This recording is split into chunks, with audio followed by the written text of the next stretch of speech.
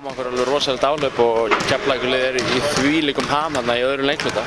Það skora okkur 16-0 rönn og það bara hreinlega gengur ekkert upp hjá okkur. Þannig að það er frekar erfitt að eiga við þær í þessum ham. Það hittur öllu og meðan hittum við ekki neinu. Vorum að fá tiltölulega opið skot og þegar við fengum skot, þegar við tökum ekki í boltanum, þá hittum við bara ekki. Þannig að það er lögðar svona grunninn að þessum sigri hjá sér.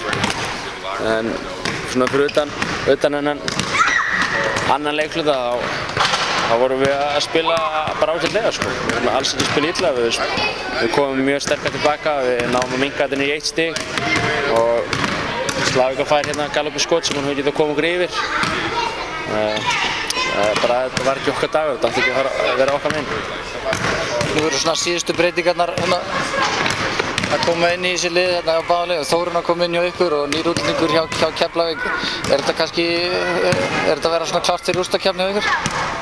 Já, maður er alltaf náttúrulega að reyna að bæta sig og reyna að aðlaga sig að andstæðingunum og svo framvegis og reyna að ná því besta út úr sínu liði. Við erum eflaust eftir að spila nokkuð oft við Keflavík aftur í vetur, allan einu sinni. Við erum eftir að fara einu sinni til viðbútar og það kemur ekkert óvart að við erum eftir að lenda á móti þessu liði í úrslitakeppni. Hvað er að breytast hjá þér núna við að fá þessa viðbót inn í Þórunni? Þórunn er með mjög mikla reynslu. Við erum spilað oft í úrslitakeppni, farið í bikarúrslit og mikil reynslu leikmaður og það er eitthvað sem vantar svolítið í liði hjá okkur. Það er ekki margir reynslu leikmenn, þannig að hún hjálpa okkur gríðarlega mikið þar. En hún náttúrulega er að komast inn í þetta og það tekur bara smá tíma.